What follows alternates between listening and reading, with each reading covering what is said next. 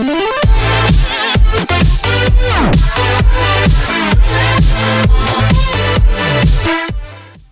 people, it's me Hussein. You're watching HT Reacts. Welcome back to the channel. उम्मीद करता हूँ अच्छे होंगे, खैर खैरियत से होंगे, एंजॉय कर रहे होंगे। और जिस टॉपिक पे आज हम बात करने वाले हैं, टाइटल उसका ये है जनाब कि देखो भारत प्यार करना जबकि पाकिस्तान नफरत करना सिखाता है।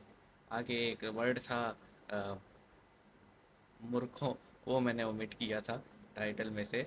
तो देखते हैं जी क्या है सीन, और ज़रूर कुछ ना कुछ ऐसा हुआ होगा जिसकी बेस पे ये वीडियो बनाया गया है। क्योंकि नॉर्मली अगर हम स्कूल के बच्चों को देखें तो वहाँ के बच्चे जो हैं वो कहते हैं कि जी हमें एजुकेशन लेनी चाहिए, हमें आगे बढ़ना चाहिए। हमारे बच्चे कहते हैं कि दुश्मन दुश्मन दुश्मन, उड़ा दो, मार दो, जला दो। अपनी तरफ से बात नहीं कह रहा, आप देख लें, बहुत सारी ऐसी वीडियोस हमने कवर की हैं।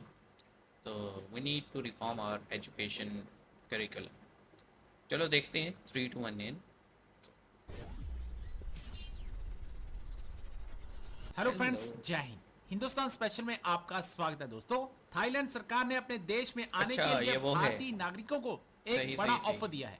वह भारतीय नागरिक भी थाईलैंड बगैर जा वीज़ा सकेंगे के। जिनके पास वीजा नहीं है।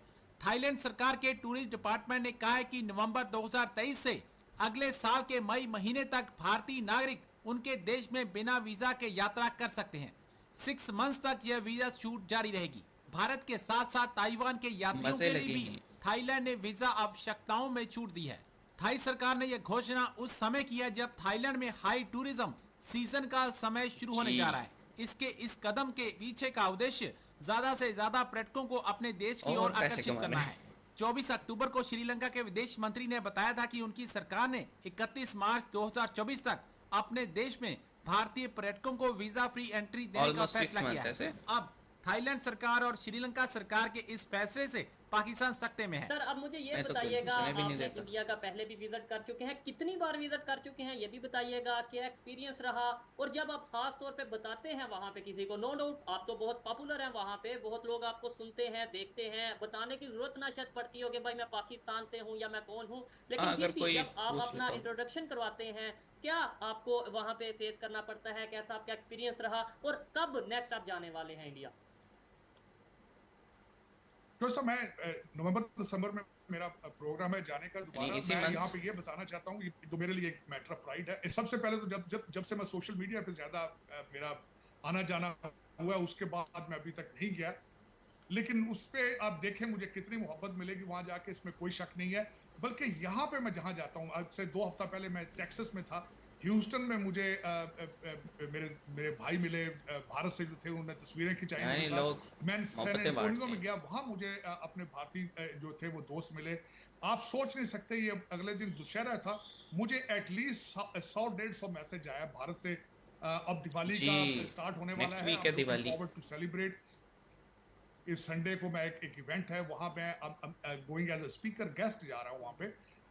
लेकिन जो मैं तकरीबन हर साल 2 साल बाद मैं भारत जाता हूं। उसकी मैं एक और बात आपको बताना चाहूंगा कि मैंने अक्सर आपको बताया जसदीप सिंह हैं जो मेरे आपके साथ में। भाइयों से ज्यादा मेरा रिलेशनशिप है, मेरे फैमिली में जी। मैं जब भी पाकिस्तान जाता हूँ मेरे साथ जाते हैं, जब वो भारत क्या जाते हैं बात तो है। मैं उनके साथ जाता हूँ। उनका प्रोग्राम है नवंबर दिसंबर में जाने का।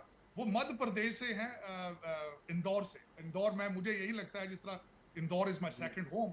लेकिन उसमें ये मैं बताना चाहूंगा, जब मैं सरकारी डेलीगेशंस के साथ कई दफा गया हूं जिसमें मैं वाहिद मुसलमान अमेरिकन होता था डेलीगेशंस में। और मैं हमेशा सिर्फ इस चीज को फील करने के लिए कि रिएक्शन क्या आता है, मैंने कभी नहीं किसी को बताया कि हम अमेरिकन, मैं बताता था हम पाकिस्तानी। और आप सोच नहीं सकते कि उनका सडनली बिहेवियर चेंज हो जाता था। मैं एक इंटरेस्टिंग बात बताऊंगा कि एक दफा मैं अपने एक गवर्नर फ्रॉम यहाँ से, एक गवर्नर थे, उनके साथ एक डेलीगेशन में गया। तो सारे अमेरिकन पूरे वफद जो था डेलीगेशन, उसकी तलाशी ले रहे थे लोग। लेकिन मैं जब आया तो मैंने जो तलाशी लेने वाले थे, मैंने अपनी जुबान में उनसे बात की। उन्होंने कहा जी आप फिर लाइन में ना लगे, आप दूसरी साइड से गुजर जाएं, आप तो हमारे अपने बंदे क्या हैं। बात है। तो मैं मतलब इतना इतनी प्यार रिस्पेक्ट दी देते जाती है। हैं, जहाजों से लेकर एयरपोर्ट से लेकर, बिल्कुल अमेरिकन की उन्होंने तलाशी ले रहे थे, मुझे कहते हैं आप तो हमारे अपने, आप साइड से हटते हैं आप। तो मैं आप इतना प्यार होता है, और मैं जरूरी बस समझता ये हूँ मैं जब भी पॉलिटिक्स और भारत जाता हूँ, मैं फौजों ने जो जाके है ना, वहाँ हमारी फौज ने खास तौर पे। लोटस, एक वहाँ दिल्ली के अंदर एक लोटस चर्च है, आप कह लें इबादत वाली जगह, वहाँ जाता हूँ। मैं लाजमी कोशिश करता हूँ अजमेर शरीफ जाऊँ, मैं हरमंदर साहब लाजमी जाता हूँ अमृतसर जाके, और मैं मेरा बस सारी जगहों पे मैं जाता हूँ, और मेरे दोस्त हैं, मुझे बुलाते हैं, मैं खुशी के साथ जाता हूँ। मैं हमेशा ये कहता हूँ कि अगर आप किसी को दूसरे इंसान से प्यार करने की सलाहियत नहीं रखते तो आप बिल्कुल। अच्छे इंसान नहीं हो सकते, आप अच्छे मजहबी इंसान नहीं हो सकते, चाहे आप हिंदू हैं, मुसलमान हैं, सिख हैं, हर मजहब आपको प्यार का मैसेज देता है। तो उसमें बिल्कुल, कोशिश बिल्कुल। करनी चाहिए कि मजहब को पर्सनल मैटर रखना चाहिए, उसको किसी को चेक करने का बिल्कुल। पैमाना नहीं रखना चाहिए। मेरे ख्याल में हर मजहब दुनिया के अंदर जो है वो अच्छा मजहब है, अगर उसकी फिलॉसफी को समझने की। ताहिर साहब की आखिरी बात ऐसे लगी है, ऐसे दिल पे जाके बात सीधी सी है जी कि अगर हम देखें, हम मेजॉरिटी ऑफ पाकिस्तानी मुस्लिम्स, मैं पाकिस्तानी मुस्लिम्स इसलिए कह रहा हूँ कि बांग्लादेश एक मुस्लिम मुल्क है, लेकिन उनके बड़े अच्छे ताल्लुकात हैं इंडिया से। अफ़गानिस्तान एक बहुत ही कट्टर वाले उसमें हुकूमत है इस वक्त तालिबान की, लेकिन उनके बड़े अच्छे ताल्लुकात हैं। इसी तरह आप देखें पूरा मिडल ईस्ट, बहुत अच्छे ताल्लुकात हैं इंडिया से। अफ्रीकन यूनियन, बहुत अच्छे ताल्लुकात हैं। अ, इंडोनेशिया, ये सब जो ममालिक हैं इन सब के बड़े अच्छे, जो ओशनिया कंट्रीज़ हैं, बहुत अच्छे ताल्लुकात हैं। मसला सिर्फ हमारा है, और हमारा मसला क्यों है? क्योंकि हमें जो सिखाने वाले हैं, जो पढ़ाने वाले हैं, मस्जिद हो, स्कूल हो, कॉलेज हो, यूनिवर्सिटी हो, वहाँ पे हमें पहली बात ये दिखाई जाती है, हमारा दुश्मन मुल्क, हमारा दुश्मन। हम ये भूल जाते हैं कि 74-75 साल पहले हम उसी सिविलाइजेशन, उसी मुल्क का पार्ट थे। और जिनको हम कहते हैं शायर मशरिक, हमारे कौमी शायर, नेशनल हमारे पोइट, भाई वो तो पाकिस्तान आए भी नहीं कभी। वो तो पाकिस्तान बनने से पहले ही जो है ना, लपक लिए थे ऊपर।